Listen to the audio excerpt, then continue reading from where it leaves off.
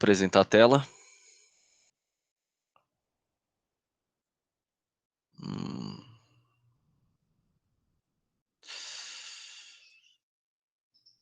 Ver se vocês estão vendo aí.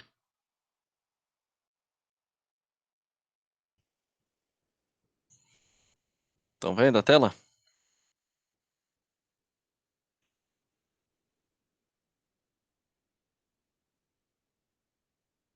Vou considerar que sim, né? Silêncio. Sim. Então, deixa eu botar aqui a apresentação. Vocês querem começar com a dúvida ou será que eu ponho já, começo com a apresentação da lista? Toca a apresentação, senhor. Tá, qualquer coisa vocês parem aí, perguntem alguma coisa. Deixa eu só tirar essa, ocultar aqui. Então tá, gente, vamos para síncrona da aula da lista 8. Não? Então aqui eu fiz uma apresentaçãozinha das questões da lista e a gente vai passando mais ou menos aí o ponto a ponto, daí vocês abrem o microfone, qualquer coisa que eu não estou conseguindo ler o chat. Eu não estou com 2 monitores hoje, estou só com um. Quais são as cargas térmicas externas e o que podem ser feito para reduzi-las, né? Então, externa a gente tem aqui a radiação solar, daí a radiação solar tem duas formas, né? Deixa eu abrir aqui para manter. Isso aqui eu vou ter que dar um Ctrl Tab aqui para permitir que o pessoal. Deixa eu ver se eu consigo já abrir.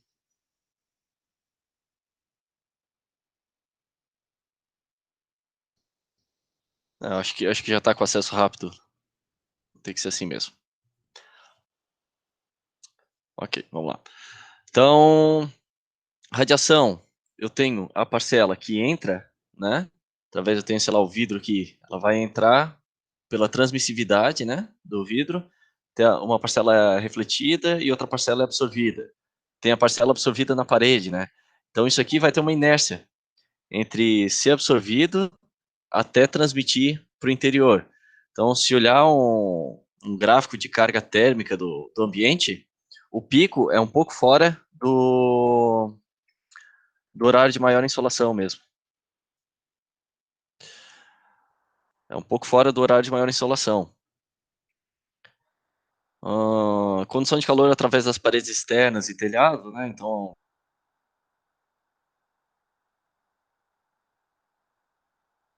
quente ou mais frio, eu vou estar roubando ou adicionando calor nessa parede. Condução de calor através das paredes internas, então eu posso ter uma câmara frigorífica com alguns ambientes separados por paredes internas, em cada ambiente vai estar operando uma temperatura aqui menos 10, menos 5, né? Aqui 0, que eu estou mantendo resfriado. Então eu tenho a condição de calor nessas paredes internas. Aí divisória, teto, piso, tudo isso, né? E calor proveniente de ventilação, área exterior. Então isso aqui, vocês viram como é que ele é adicionado, esse calor? Eu tenho um ΔH, né? Uma variação da entalpia. Então, eu pego a entalpia no ponto do ar externo, a entalpia do ar interno, e eu posso fazer aquele M ponto ΔH, né, para saber o quanto que está entrando. A variação de entalpia de que entrou por fora. Só porque geralmente eu vou ter aqui uma vazão volumétrica, né? Então eu tenho que multiplicar pelo vazão volumétrica, que vai ser em metro cúbico por segundo, e meu volume específico, né, eu vou ter em metro cúbico por quilograma. Daí eu consigo, se eu dividir por isso aqui, eu vou ter quilograma, né? Eu vou ter daí quilograma por segundo. Vou sair com o meu M ponto. Tem até que ver se eu coloquei certo ali na resolução, mas acho que sim. Dessa primeira da lista tá ok, pessoal? Eu tô uns segundos aí, se ninguém falar nada, Ok. se ninguém perguntar nada, eu vou pulando então. Descargas internas, quais estão associadas apenas ao calor sensível e quais ao calor latente também? Está tranquilo, né, gente? O que é o meu calor sensível vai ser o meu watt direto ali, né? Se há um eletrônico ligado, ou tudo que envolve efeito Joule. aquecimento por efeito Joule. Então, a placa de vídeo, né, ela não está adicionando umidade aqui no ambiente, ela tem só o calor do efeito Joule ali, né? Só esquentando. Funciona quase como um aquecedorzinho, né? Tem um camarada que... Aquele que eu falei da usina hidrelétrica, como a energia elétrica para ele é praticamente barata, ele tem... Não sei se todo mundo ouviu, né? Mas em outras disciplinas já comentei sobre ele. Ele fez uma usinazinha lá no... hidrelétrica na pousada que ele trabalha, que é dos pais dele. E energia elétrica daí para ele é de graça. Ele é um físico. E no caso dele, botou para minerar umas plaquinhas de vídeo para minerar Bitcoin. O quarto dele, aquilo ali é o aquecedor. Ele tem umas 4, 5 placas de vídeo ali esquentando só para efeito de óleo. Isso aqui, placa de vídeo dissipa um calor desgraçado, né? Calor latente, e aí eu tenho vapor d'água. Posso ter equipamento também como umidificador, presença humana pelo suor, né? Frutas e alimentos, elas vão suar também. Elas vão estar ou absorvendo ou transmitindo a umidade, né, para o ambiente. Então, essa é a diferença. Quando a gente está calculando a carga térmica, a gente vai pegar só o valor absoluto aqui em watt, né? Mas se eu quiser saber certinho, manter uma umidade, uma temperatura controlada, eu preciso saber o quanto que eu tenho que entrar. Deixa eu só ver aqui, eu ouvi um barulho aqui. Entrou alguém? Não. Era alguém pedindo para entrar. Eu preciso saber o quanto de umidade que eu tenho que tirar do ambiente, né? Em minha umidade 1 e 2 aqui, e o quanto de entalpia eu tenho que mexer na minha carga, na minha carta psicrométrica. Então, eu tenho 2 caminhos para visualizar isso aqui, né? Como nesse exercício de carga térmica eu já tenho bastante variável, eu não estou pedindo exatamente a condição do ar na entrada, eu estou pedindo só o valor total em watt, minha carga térmica total só.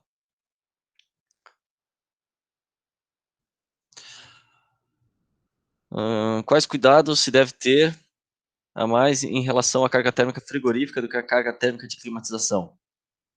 Essa outra aqui tá tranquilo, né, gente? Qualquer coisa vocês abrem o microfone aí. Passando. Geralmente trabalham em diferencial de temperatura mais elevado, né? A minha carga térmica frigorífica, geralmente meu ΔT é maior. A temperatura externa aí, vamos dizer que ela é fixa, né? Mas como eu estou trabalhando no caso frigorífico com a temperatura interna menor, aí de 0 grau ou negativo, dependendo do alimento que vai ser conservado ali dentro, eu vou ter um ΔT maior, né? Então, eu tenho esses cuidados a mais. Eu tenho que ter um isolamento térmico melhor, né? Eu tenho que cuidar para não ter vazamento de ar. Em uma casa não tem tanto problema, né?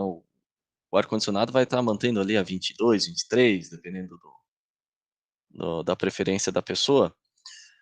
Um quarto é menor que uma câmara frigorífica, geralmente. Então, isso aqui são um dos cuidados a mais. Tem o ΔT maior. E a carga térmica decorrente dos produtos. Opa, alguém quer falar alguma coisa? Viu, professor? Diga. Tipo, e aquele negócio que tinha para não deixar o evaporador congelar e cuidar que o piso não congelar, isso também tá dentro disso aí ou não? Também, também. Eu coloquei os dois aqui, mas o que vocês acharem que tá valendo, eu vou considerar. O piso, né, não pode congelar, então tem que tomar cuidado com isso. O evaporador, eu tenho que ter o tempo de desgelo dele, né, de operação. Então isso aqui não é uma preocupação que a gente tem muito em relação ao ar-condicionado doméstico. Eu tive problema uma vez com o termostato do meu, de ar-condicionado de casa, daí ele ficava sempre ligado. Ficou uns dias assim, daí congelava. Ele não desligava, ele congelava o evaporador, dava para ver a formação de gelo ali, daí atrapalhava a troca térmica, não funcionava muito ruim, né? Muito mal. Mas não é um cuidado que a gente tem que ter, geralmente, com um ar-condicionado, né? Uma geladeira já tem que tomar cuidado com isso, né? Porque pode acontecer eu congelar a minha serpentina. Daí tem que tomar uns cuidados para o desgelo. Esse aqui é o desafio aí da lista, né? Hein? Se vocês quiserem, é só abrir o microfone aí, pessoal.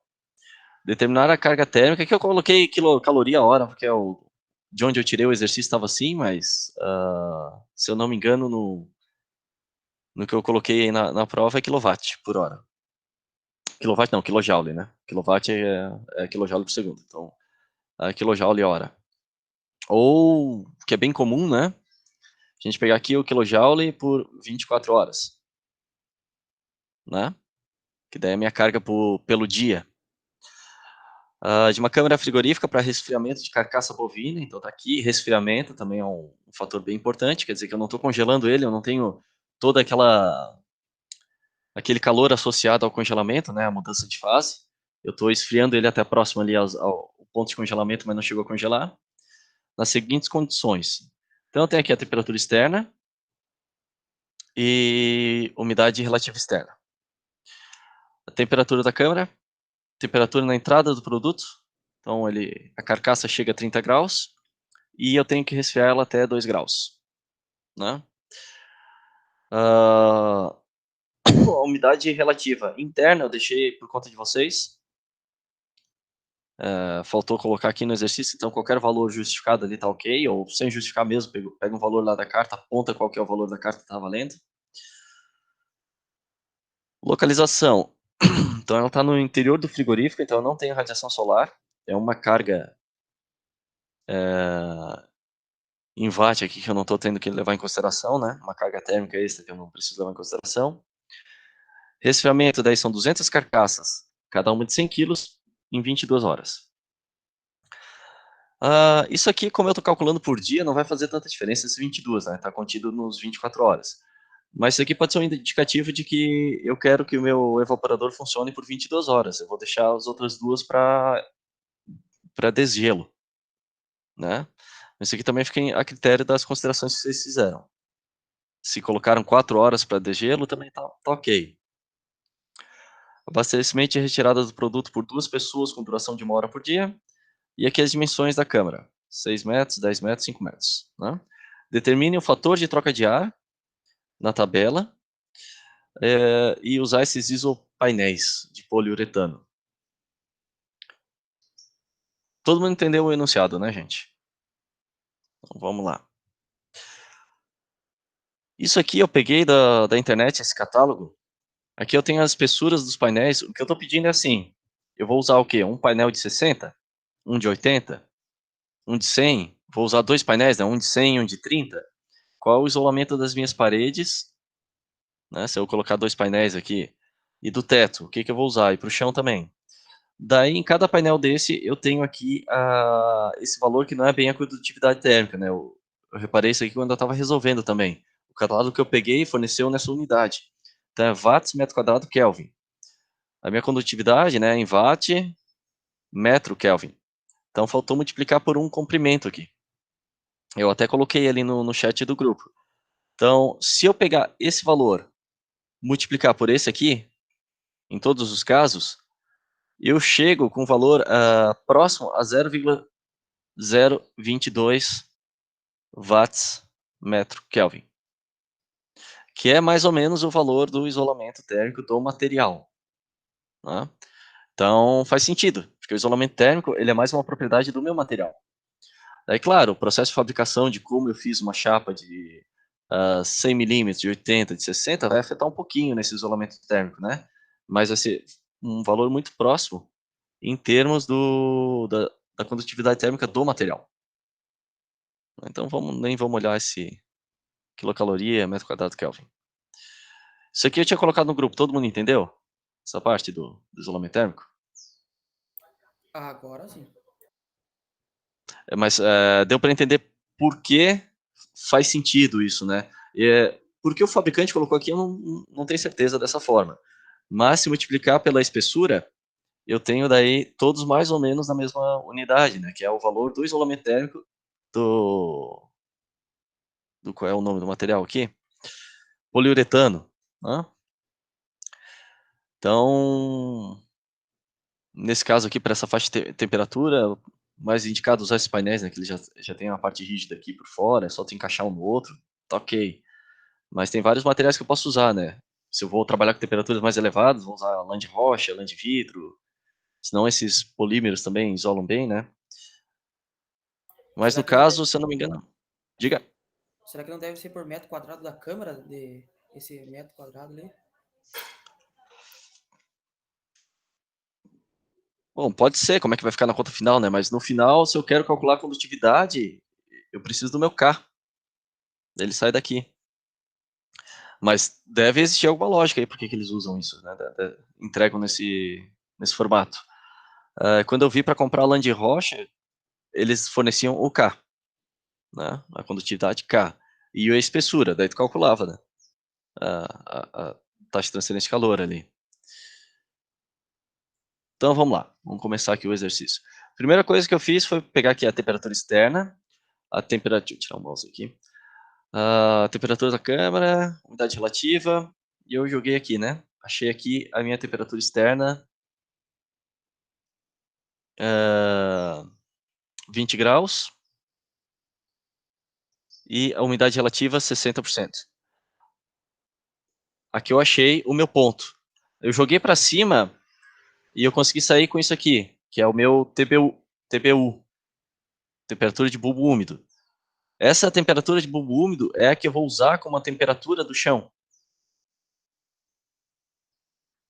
para calcular a condutividade térmica no chão, né? É uma correlação que a gente viu na aula de carga térmica, né?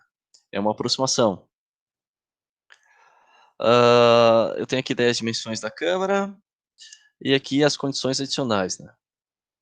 A primeira coisa que eu fiz foi adicionar isso aqui no Excel, né? Os valores que eu posso precisar usar depois, extrair as informações do enunciado.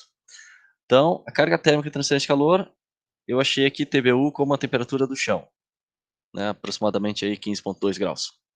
Tá, mas o chão vai ser passada a temperatura em bulbo úmido também, então.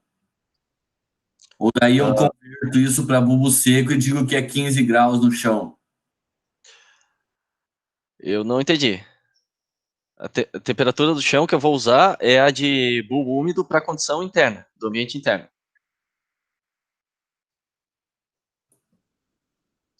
Era mais ou menos isso aí? Daí o chão eu nunca vou informar, então, em bulbo seco. Eu vou sempre informar o valor da temperatura em bulbo úmido.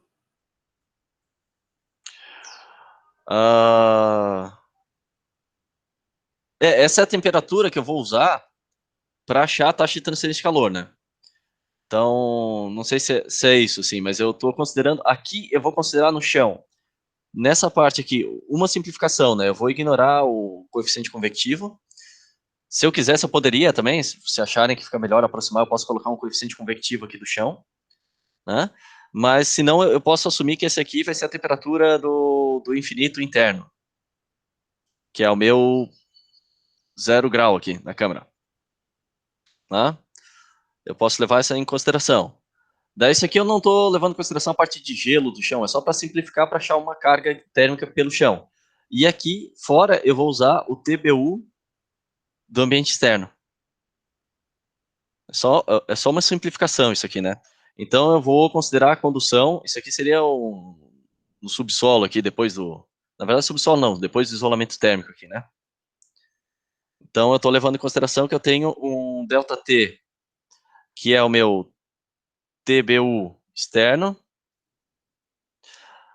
menos a temperatura do infinito interno, para achar a condutividade ali no chão. Mais ou menos aí?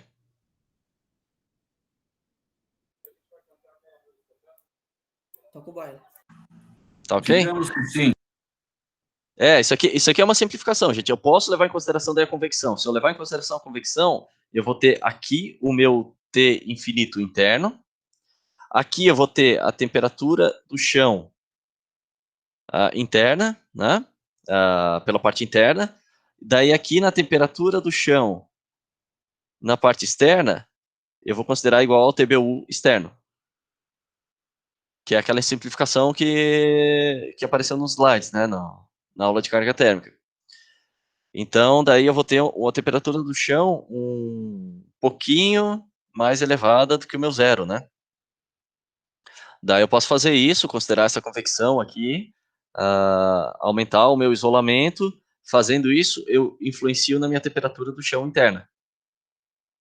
Daí, com isso, eu consigo fazer não congelar. Só que esse é um pouquinho mais trabalhoso. É bom saber que, né, que se eu realmente for fazer o projeto de uma câmara frigorífica, eu tenho que levar em consideração isso aqui, né, para não congelar. Então, eu vou trabalhar aqui com espessura de isolamento para achar essa temperatura, considerando que eu tenho uma convecção aqui, né? E fazendo isso, eu consigo fazer não congelar, né? Mas, a princípio, como a gente quer só saber a carga térmica, eu estou simplificando. Coloquei essa temperatura do chão igual à temperatura infinita interna e a temperatura aqui fora do bulbo úmido externo, ok? Vamos seguir o baile, então. No exercício, eu pedi um isolamento térmico excelente, né? Então, o que eu vou fazer? Eu vou usar esse valor aqui da tabela, que é o meu fluxo de calor por unidade de área, watt metro quadrado. 9,30. Ele vai estar aqui, né? Meu Q ponto, quando tem um ponto em cima aqui, quer dizer unidade de tempo, né? Então, é meu watt por área. Jogando ele aqui para baixo, porque agora eu sei esse valor eu fixei aqui. Se eu pedir um isolamento bom, eu vou colocar 11,63. Se eu falar, a câmara frigorífica ela tem um isolamento aceitável, então eu vou jogar aqui 13,96, né? Ou regular, eu jogo esses valores aqui. Daí eu consigo achar qual é o isolamento térmico que eu tenho. Então, como é excelente, 9,3. Joguei aqui esse valor menor, né? Se eu aumentar o valor aqui embaixo, o que vai acontecer, né, gente? Eu estou dividindo, então eu aumentei o valor, eu vou ter um isolamento menor. Né? Então, quanto maior esse meu Q sobre A, menor é a espessura de isolamento, né? Tem essa relação. Então, quanto maior o valor que é mais para baixo, que eu estou caminhando aqui nessa lista, né? Para um isolamento ruim, quer dizer que eu tenho uma espessura bem menor. Apesar da seta estar indo para baixo, aqui está aumentando os valores, né? Então, eu só pego qual é o tipo de isolamento, eu jogo o valor aqui e eu consigo achar mais ou menos a espessura que eu preciso. Daí eu não vou achar uma espessura comercial igual à necessária para ter esse exato valor, eu vou e chuto um pouco maior, né? Eu vou comprar uma placa. Deu o resultado foi 95 milímetros. Não tem? Eu compro a de 100, né? Tá valendo. Esse cálculo, na verdade, ele é considerado desprezando a resistência de convecção interna e externa. Então, é mais fácil ainda, é mais simples. Para eu achar isso aqui, eu vou considerar que eu tenho isolamento aqui, eu tenho aqui uma temperatura externa maior, a interna menor, condução térmica. Aqui, na minha temperatura externa, eu vou considerar a temperatura infinita externa na parede, e aqui a temperatura infinita interna na parede. Simplificações, né?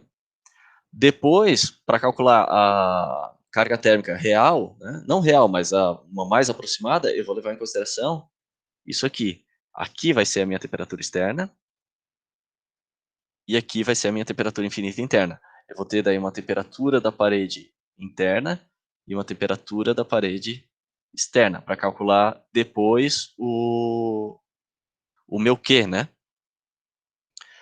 Mas a princípio, como eu quero achar uma estimativa boa de espessura para ter um isolamento excelente, bom, aceitável, né? Eu simplifico.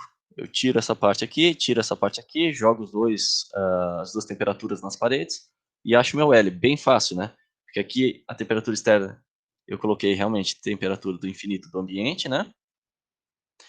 E a da câmara, temperatura do infinito interna. Cada isolamento eu tiro do material. Eu não... Na prova, se eu não me engano, eu já não dei mais uma tabela assim. Eu falei que o K é um valor fixo. 0.022. Então eu jogo aqui 0.022. Ótimo. Eu tenho isso aqui eu sei, isso aqui eu sei, isso aqui eu sei, isso aqui eu sei, porque sai dessa tabela, dependendo do tipo de isolamento. Daí eu consigo achar o L do isolamento. Eu aproximo pelo valor maior, mais próximo, e eu saio com o resultado. Então isso aqui foi o que eu fiz no Excel, né, para chegar nisso. O que está em cinza é dado de entrada, né? Eu coloquei aqui como entrada o 9.3 que saiu daqui, né? A área térmica total, eu peguei paredes e teto, né? Eu calculei usando as dimensões. Deixa eu até abrir aqui o Excel. Ó, eu fiz, né, 2 vezes o comprimento vezes a altura. Achei 2 paredes. Depois 2 vezes a largura vezes a altura. Achei mais 2 paredes. E aqui eu botei o teto também, né, que é o comprimento vezes a largura. Eu achei o teto. O ΔT, né, que é a temperatura externa menos a temperatura da câmara. O chão, eu fiz também, só o comprimento vezes a largura. É o mesmo tamanho do teto, né. Só que eu botei separado porque ele vai ter uma taxa de transferência de calor diferente. A gente está levando em consideração aqui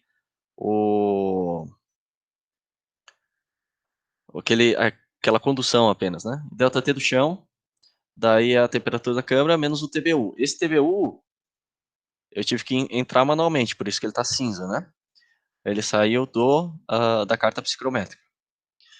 Aqui eu coloquei manualmente a espessura de isolamento e o meu K, né? Que é a espessura vezes aquele valor que está na tabela. Então, para cada valor eu ia alterando aqui.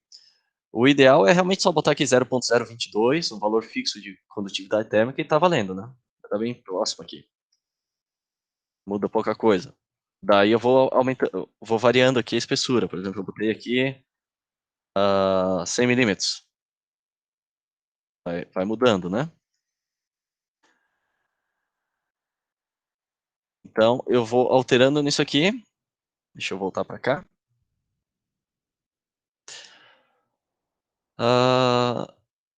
E eu acho aqui qual é as espessuras que eu preciso pro chão e para o L de isolamento, né, que não é liso, é L de isolamento, a espessura de isolamento para as paredes e para o teto e para o chão, para chegar nessa condição excelente. Então aqui eu preciso de 0,046 e aqui 0,035. Né? O mais próximo do comercial que eu tinha foi o 0,05. Nesse exemplo eu usei o 0,05 nos dois casos. Posso justificar, né, que eu já que eu comprei as placas, vou usar a mesma para tudo, né? No caso do chão, talvez eu tenha... Mostra o cálculo do chão aí, por favor. Mostro. Tem como mostrar como é que é o cálculo do chão, passo a passo? Tá aqui, ó. Esse é o do chão. Eu peguei o quê? Eu peguei o K do isolamento vezes o ΔT dividido pelo meu fluxo de... esse aqui é para achar o L do isolamento, né? É isso que tu quer ou o cálculo final? Eu quero entender o chão, porque esse ΔT do chão não ficou bem claro para mim. Desculpa falar, porque todos os outros ΔT a gente faz em função do bulbo seco. Esse a gente vai pegar uma temperatura bulbo úmido e uma temperatura bulbo seco, é isso? A temperatura interna é bulbo seco, é a temperatura do ambiente interno que eu estou considerando aqui. É porque assim, o chão, a rigor, ele não pode estar uma temperatura muito baixa para não congelar, né? Então essa é uma preocupação. Mas a gente vai ignorar isso aqui, só para calcular a condutividade. E uma das simplificações que é considerado que no outro lado desse isolamento aqui, ele não está exatamente a temperatura ambiente, externa. Vamos dizer que aqui é a minha casinha, aqui, né? E aqui eu tenho a temperatura infinito externo. Ele não está exatamente essa temperatura aqui. Mesmo porque está no subsolo. Então a temperatura tende a ser um pouco menor. Né? A adega de vinho que eu vou fazer no subsolo, ela vai manter uma temperatura mais baixa por mais tempo, né?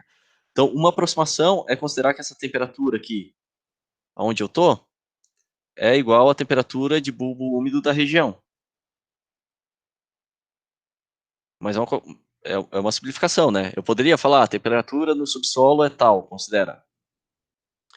E aqui em cima, daí também, outra simplificação, eu vou considerar a temperatura infinita interna. Eu vou ter só a condutividade, né? No caso, tu usou zero daí. Aqui zero. Zero menos 15 e pouco? 15,2, isso. E eu estou fazendo só condução. Não importa que dê negativo? Como assim? Tipo, não vai ser 0 menos 15,2? Mas como eu sei que o transferência de calor tá acontecendo assim, né? eu tenho fluxo do mais quente, mais frio, eu sei como é que está acontecendo essa seta aqui, eu posso fazer de tudo para sair tudo positivo, porque todas as transferências de calor vão ser assim, né? Tá, beleza, então. Minha carga térmica toda vai ser assim, pelo teto, pela parede, vai ser tudo assim, né? Então, tá tranquilo. Mas são simplificações, né, gente? Se eu for pegar todos os detalhes, daí realmente vai ficar bem extenso. Então, a gente vai simplificando. Isso aqui eu posso fazer assim. Eu considerei essa daqui TBU, essa daqui a temperatura interna. Ok? Então, Daí, quando tu perguntou a temperatura do chão, tu quis saber do chão abaixo do piso, lá no solo. Daí seria esse 15,2, é isso? Isso. Na verdade, eu tenho um ΔT. A temperatura exatamente do chão, eu poderia calcular se eu estimasse um coeficiente interno de convecção, né, do chão para o ambiente, mas vamos simplificar dizendo que é a temperatura do ambiente interno. Até porque o ar frio desce, né, então a tendência é ele estar mais próximo do que uma temperatura na parede, por exemplo. Né?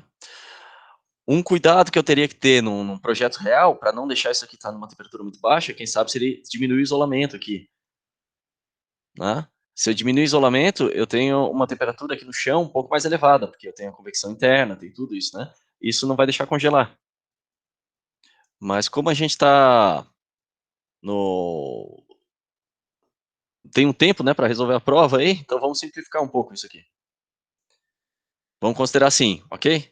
Deu para entender? A temperatura aqui do chão, na parte entre chão e subsolo, né, entre o isolamento e o subsolo, eu vou considerar o TBU, e aqui eu vou considerar daí o T infinito interno.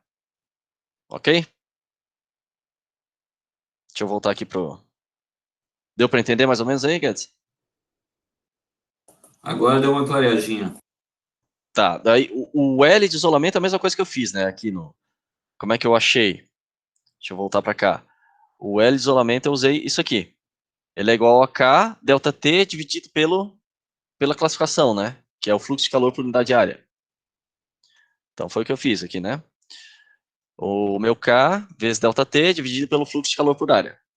Eu fiz para os dois. Então eu sei que para o chão, um 0,03 já está ok.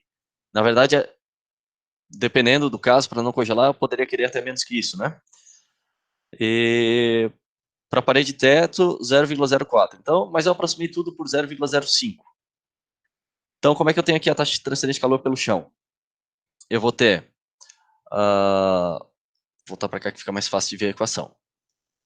Taxa de transferência total aqui, né? Eu tenho o U, A, delta T, né? Eu vou sair com esse resultado em watts. Como é que eu fiz aqui? Eu tenho aqui a área vezes a área, né? Aqui eu estou considerando pelo chão só a condutividade, então é mais fácil. É meu K delta T dividido pela espessura, né? Vamos voltar para a equação, fica mais fácil de ver. Aqui, ó. Eu quero saber só isso aqui, né? Eu jogo a área para cá, agora. Jogo para cá, não, jogo para cima multiplicando, né? Eu vou ter K, A, delta T dividido pelo L do isolamento. Tá? K, A, delta T dividido pelo L do isolamento, a espessura. Foi o que eu fiz aqui, né? K, A, delta T dividido pelo L. Eu achei o quanto de watt ele perde pelo chão, 401 watts. O teto eu coloquei junto na conta de parede e de paredes, né? Nessa área interna aqui, ó. Eu coloquei o teto na mesma conta porque eu não queria estimar um coeficiente convectivo para o teto pela parte de dentro, pela parte externa, eu simplifiquei. Se fizeram separado também está ok, mas é só uma forma de simplificar. Eu considerei que o coeficiente convectivo interno é o mesmo para parede e para teto, e o externo é o mesmo para parede e para teto. Então eu chutei aqui um valor de 7,5 e aqui de 10, né? Isso aqui saíram daquelas tabelas. Deixa eu jogar para cá. Não, acho que eu não coloquei o link da tabela, que eu não coloquei a imagem. Mas é a tabela da aula, né, que fala quais são valores típicos de coeficiente interno e externo. Esse aqui, na verdade, eu tenho que pintar de cinza, que são valores de entrada. Eu tenho que dizer quais são os coeficientes. Aqui, daí, eu fiz a minha Que boa restrição. tabela, tu pegou isso aí? Tabela, deixa eu achar. Deixa eu pegar aqui. Refrigeração, APNP. Carga térmica. Vocês estão conseguindo ver tranquilo aí, né? Vê, professor, tu vai colocar essa aula aí no Moodle? Essa a de agora, de exercício ou a de carga térmica? Essa de exercício aí. Vou. A de carga térmica já tá lá, né? Sim, sim. Mas eu digo que Tá. essa resolução do exercício ali, ela tá Vou colocar. do jeito que tu tá fazendo, ou tu fez ela escrita, vamos dizer? Tu Não, eu fez fiz ela... assim como eu fiz direto no Excel, né? E eu fiz o passo a passo aí no PowerPoint que eu tô mostrando. Tá, beleza. Mas eu vou botar o PowerPoint com as anotações também e vou botar o vídeo aula, né? Ó, aqui eu peguei paredes exteriores, né? E peguei um valor médio para cá. E paredes interiores, exteriores, peguei valores médios, né? Então, aqui eu tenho quilocaloria, aqui é em watt, né? Watt metro quadrado Kelvin. Então, valor entre 8, 10, eu posso justificar, né? Se o vento é médio, fraco, forte. Qualquer valor nessa ordem de grandeza tá ok. Agora, se eu colocar, por exemplo, zero, dizer que não tem coeficiente convectivo, daí fica estranho, né? Se eu colocar 300, também fica estranho. O cara tá construindo um negócio, tem um tornado na parte externa da convecção muito forte, né? Mas se eu colocar aqui um valor médio, tá ok, tá valendo. Eu peguei daqui, né? Nesses valores. Tem que tomar cuidado que aqui eu tô dando em watt metro quadrado Kelvin. Aqui eu tô dando em unidade de... Aqui é só o coeficiente, quer dizer, aqui é o meu U. Aqui ele tá um valor muito menor, porque ele já está levando em consideração também a condutividade na parede. Ele não está levando em consideração só a convecção. Aqui eu teria só convecção interna, só convecção externa e condutividade na parede. Depois que eu calculo tudo, vai dar um valor de U próximo ao dessa tabela, né? Mas essa daqui a gente não precisa usar se a gente tem a condutividade, se a gente tem os valores de coeficiente convectivo. Se eu não me engano, eu dei os valores de coeficiente convectivo, hein, gente? Então, isso aqui vocês não precisam buscar da tabela. Eu falei quais são, para o exemplo. Deu para entender até aí? Tá ok? Vou seguindo, qualquer coisa, dê um berro aí. Daí a minha resistência total eu fiz como mostra aqui, né? Resistência total. 1 sobre H, L sobre K, mais 1 sobre H, né? Que eu tenho convecção interna, condução na parede e convecção externa, tá ok. É bem simples o meu sisteminha. Isso aqui para paredes e teto. Para o chão eu fiz só condutividade, mais fácil ainda, né? Daí eu consigo achar aqui a minha resistência total. Caso fosse só condução, isso aqui eu fiz só para ter uma noção, para brincar um pouco aí, né? Se eu tivesse só condução, eu ia estar perdendo 1936 watts. Pela parede de teto, considerando daí minha resistência total, né? Eu tenho 1755. É um pouco menos, né? Porque eu tenho resistências adicionais de convecção interna e externa. Reduz a transferência de calor do que se eu tivesse temperatura prescrita nas paredes, né? Então eu fiz depois isso aqui, ó, ΔT sobre R total. Eu calculei a resistência total, joguei aqui, né? Joguei aqui a resistência total. O ΔT eu sei qual é. Eu tenho lá na rua 20 graus e lá dentro zero. Então meu ΔT é 20. Para esse caso de parede e teto. Ok? Depois o que eu fiz foi converter aqui para carga térmica em total em kJ dia. Se eu fiz alguma coisa errada aqui, pessoal, vocês me avisem depois, hein, quando estiver estudando. Mas eu creio que é isso. Daí eu converti para kJ por dia, por 24 horas. Deu esse valor bem elevado, né? Isso foi ponto 1, que é a parte de transferência de calor.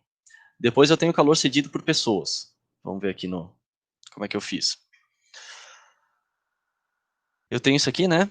Que é a minha carga em kJ por 24 horas. eu tenho o número de pessoas que circulam na câmara, o kilojoule gerado por pessoa por hora e o número médio de horas, né? Aqui, na verdade, seria o número médio de horas por 24 horas, para fechar a unidade, né? Horas que eles ficam no dia. Daí, no final, eu tenho um valor total, absoluto, em kilojoules para aquele respectivo dia, né? Então, eu posso chamar de kilojoule por 24 horas. Deu para entender isso aí? Ok? Então, é o número de pessoas. Então, ali eu tinha, acho que 2 pessoas, né? O calor equivalente delas e o número médio em horas que elas ficam por dia. Daí eu tenho um valor total em kilojoule por dia, por 24 horas. Aqui eu tenho a temperatura da câmara, 0 grau. Como eu estou trabalhando em câmara frigorífica, né, é mais simples do que aquela tabela, essas estimativas. Eu tenho essa tabelinha mais fácil de extrair o valor do que aquela de... no escritório a pessoa está sentada, a pessoa está andando, a pessoa está tomando café, né? Então aqui eu pego direto aqui. Tem a temperatura da câmara e a pessoa está emitindo isso aqui, em kilojoule por hora. Então, no caso, eu esqueci de colocar como é que ficou, né? Vamos ver aqui. No caso, eu tenho esse valor em kilojoule por hora, por conta da temperatura interna da câmara, e o calor cedido pelas pessoas vai ser esse valor, vezes quantas pessoas tem abastecendo, quanto tempo elas ficam por dia. Então, 2 pessoas vezes 1 vezes esse valor, deu o total de 1953 kilojoules por 24 horas. Carga associada às pessoas, tá ok? Então, vamos seguir. Agora eu tenho o fator de troca de ar. Eu calculei o volume da câmara, 300 metros cúbicos. Eu vi aqui, essa minha câmara é para produtos resfriados. E eu tenho um volume de 300 metros cúbicos. Isso vai me dar um fator de troca de ar de 5. Ok? Então eu tenho 5 trocas por dia desses meus 300 metros cúbicos. Tá? Então, essa é a tabelinha que eu usei. Eu tenho o meu Q relativo a essa troca igual volume da câmara, fator de troca de ar e o ΔH da troca de ar. O meu Q vai ser em kJ por 24 horas, né? A minha câmera, o meu volume é em metro cúbico. Isso quer dizer o quê? Que eu troquei 5 vezes esse meu volume de 300 metros cúbicos em um dia. E essa troca me tirou a entalpia de 0 grau e me adicionou uma entalpia de 20 graus da rua. E essa entalpia de 20 graus eu vou ter que resfriar de novo até o 0 grau, né? Então, eu tenho esse fator de troca para cada 24 horas, né? E o ΔH, que é a diferença entre a entalpia do ar externo e do ar interno. Eu tenho que buscar lá na carta psicométrica. Eu fui lá, peguei aqui, o pessoal argumentou muito bem que deveria estar bem próximo aqui ao 100%, né? Então usem, não tem problema. Se eu usar aqui o 100%, vai estar a entalpia próxima a 10. Eu peguei aqui um valor qualquer quando estava resolvendo, que foi de 50%. 50%, 0 grau aqui, que cortou, né? Aqui seria o meu 10, cortou. Tá, E 50%. não, eu peguei um valor qualquer. Eu tava resolvendo aqui, eu vi, pô, o exercício não deu um valor, eu peguei um. Mais uma justificativa. Isso, mais uma justificativa melhor seria realmente usar um valor de alta umidade relativa pro caso de conservação da carne ali, né? Vai ficar bem próximo aqui, meu valor tá variando entre 6 e 10. Né? Qualquer valor desse aqui tá ok. Eu só tive que expandir um pouquinho. Eu não quero procurar outra carta, porque eu não achei nenhum. Na verdade, eu não achei nenhuma com essa qualidade aqui, né? Para enviar para vocês. Então, se eu não me engano, a prova eu deixei aqui bem próximo, aqui na beiradinha, para não ter que extrapolar tanto. Mas tem cartas que vão estar trabalhando numa região menor de temperatura ou pressão diferente, né? Existem várias cartas psicométricas. Essa daqui que a gente usa é só uma que está com uma qualidade bem boa para ver. Tá, eu não entendi como é que tu chegou nessa linha aí, senhor. Eu tava olhando, tu botou naquele dia no grupo lá. Nessa linha qual? Essa aí que dá no 6 aí. Eu extrapolei a entalpia. Tá, tu É, pegou essa linha azul é 20 graus. essa linha azul eu já tinha feito antes, ignorem ela. Né? O que eu fiz, assim, eu tenho duas linhas inclinadas. Eu tenho aqui a entalpia, né, que está seguindo aqui. Deixa eu até trocar a cor para não confundir aqui. Eu tenho essas linhas aqui que são entalpias, né? Então, todas elas são paralelas a essa linha que eu fiz aqui, por exemplo, dos 70, e eu tenho as linhas pontilhadas aqui das temperaturas. Elas não são paralelas, apesar de estar bem próximo ao paralelo, ok? Tanto que o meu de 15 graus aqui, ó, de temperatura de bulbo úmido, essas temperaturas de bulbo úmido, não deu exatamente em cima do vermelho. Mas o que, que eu faço? Eu vou lá, seto a reguinha do meu programa nessa linha e transfiro ela até chegar nesse ponto. Daí eu traço e acho a entalpia. Né? Isso aqui você já tinha entendido, né? O que eu fiz foi traçar essa mesma inclinação até aqui e tracei uma paralela às linhas da entalpia para cima. Depois eu só prolonguei essa daqui, né? E aqui daí está a minha entalpia correspondente. Eu extrapolei um pouquinho. Não é o ideal para fazer, né? Mas eu não quis procurar outra carta. Sim, eu digo como é que chegou no 43 e no 6. Eu acho que ele entrou com um dado de 0 grau e umidade de 50, não é isso que ele tinha falado? Ah, isso. Ah, tá, entendi agora a pergunta. É a condição dentro da câmara. Entendeu? 0 graus e 0 grau dentro da câmara e eu coloquei uma umidade qualquer aqui de 50%. Daí eu achei meu ponto X. Tá, e A daí minha do entalpia 43, como é que tu fez daí? 43 aqui é a condição fora da câmara. 20 Tá, graus beleza. e 60%. Beleza. Beleza? Isso mesmo. É isso aí. Então, na verdade, a entalpia aqui é um dado de saída, né? A condição de entrada foi 20 graus, 60%. 0 grau, 50%. Ou 70, ou 80, né? Daí eu marco um X no meu ponto e vejo qual é a entalpia. Tranquilo, né? Beleza. Eu que não tinha entendido direito aí a pergunta. Mas aí, fazendo isso aqui, eu volto para cá. Eu tenho daí o meu ΔH, né? Só porque meu ΔH, olha a unidade que está aqui, gente. Kilojoule por quilograma. Olha a unidade que eu tenho aqui. Metro cúbico. Tá? Então, eu preciso converter. Para fazer isso, eu tenho que usar o meu volume específico, que é em metro cúbico por quilograma. Né? Daí eu fiz aqui. Deixa eu até ver se eu fiz isso aqui certo. Né? Aqui é o valor de entrada. Eu peguei da carta. Esses valores, vocês conseguem ver aqui, né? Ó. Metro cúbico por quilograma.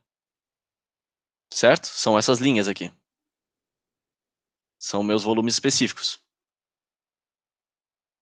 Daí eu tenho que interpolar, né? Aqui eu tenho uma linha de 0,84, aqui é 0,85.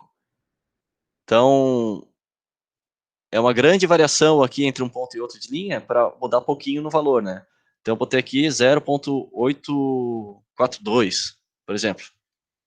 Isso aqui é de olho, né? E daí eu peguei a entalpia externa, entalpia interna, também da carta. Umidade absoluta eu nem usei. Peguei, mas não usei. Que a gente está calculando tudo em valor absoluto. Então, isso aqui pode ignorar. Daí a minha entalpia, não, eu fiz certo. Ó. Minha entalpia externa em kJ por metro cúbico é kJ por quilograma dividido por metro cúbico por quilograma, né?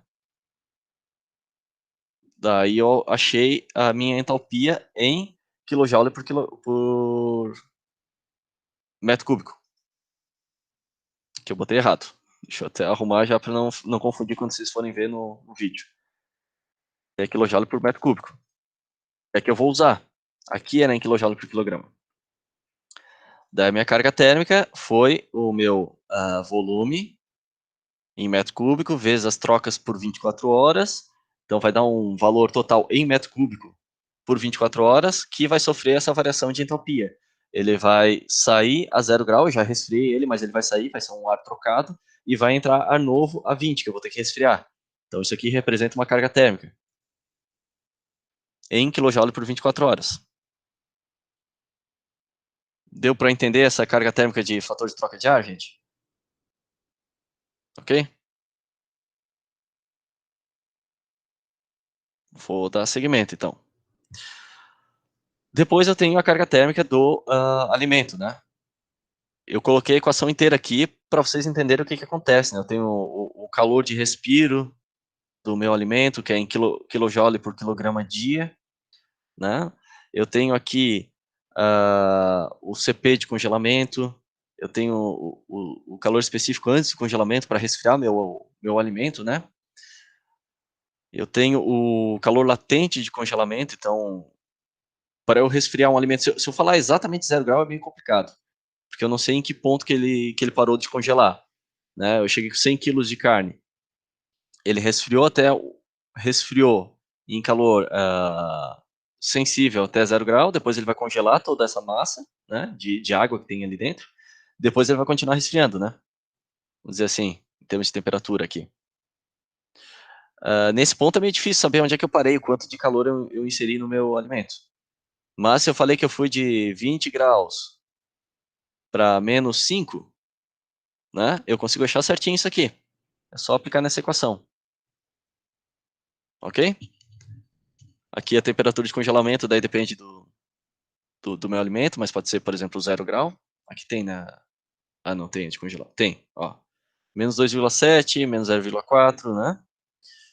Então vai ser um patamar constante de temperatura menos 2 aqui, por exemplo. Vamos dizer a vaca congelada. Menos 1,7, aqui é um patamar constante. Menos 1,7, aonde eu vou ter o meu HLV, né, meu H de congelamento, depois ele vai continuar resfriando.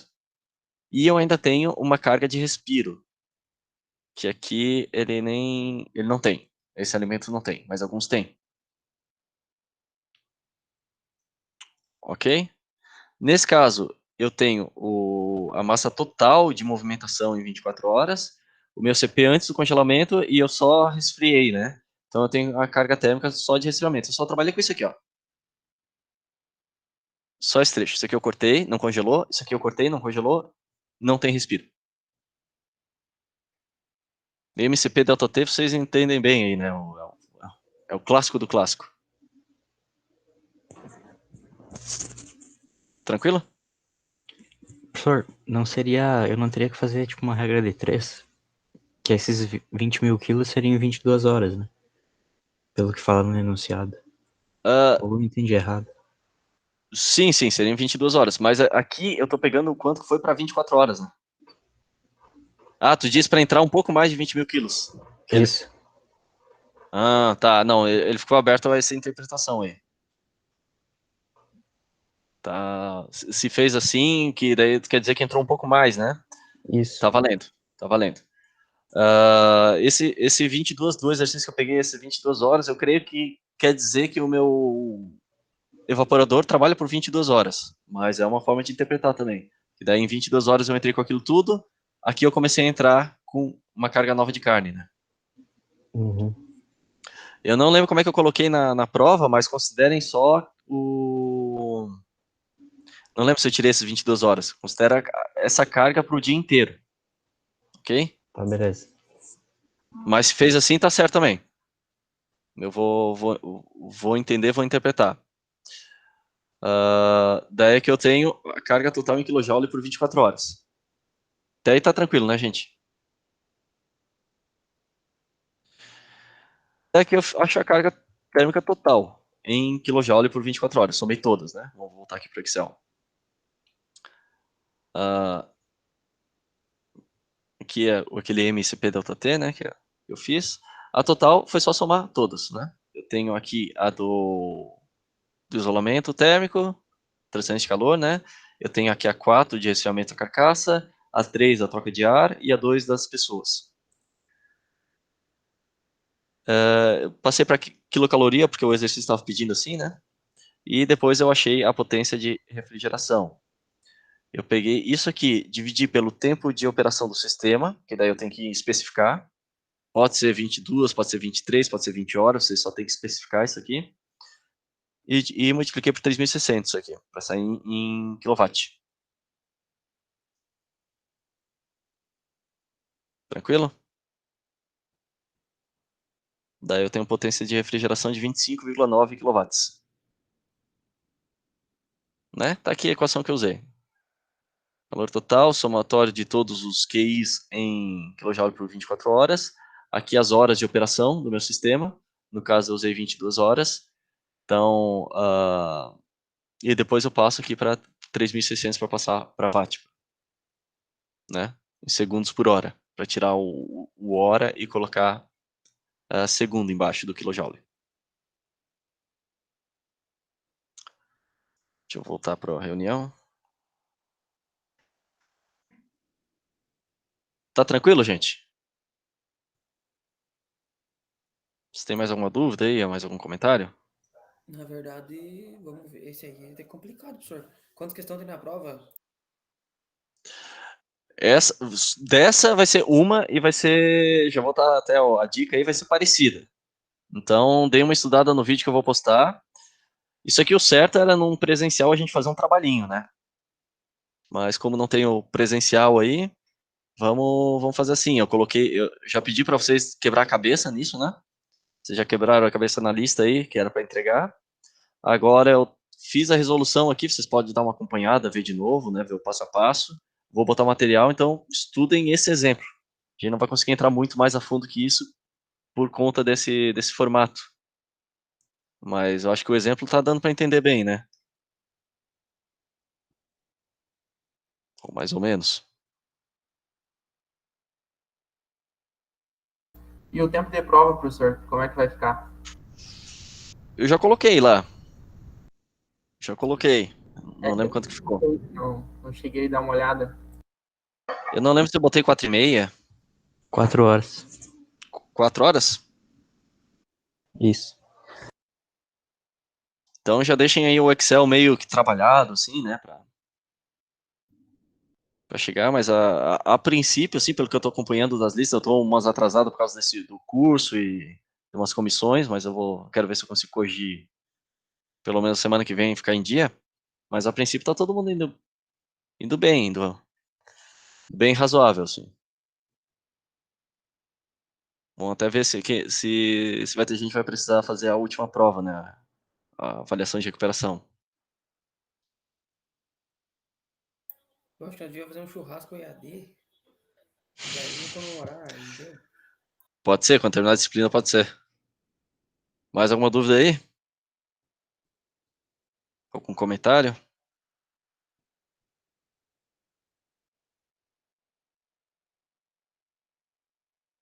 É isso aí, gente.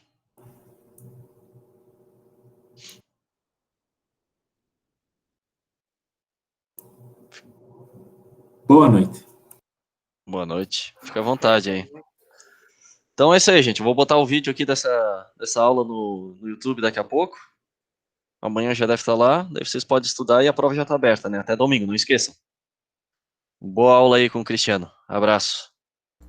Boa noite. Boa noite.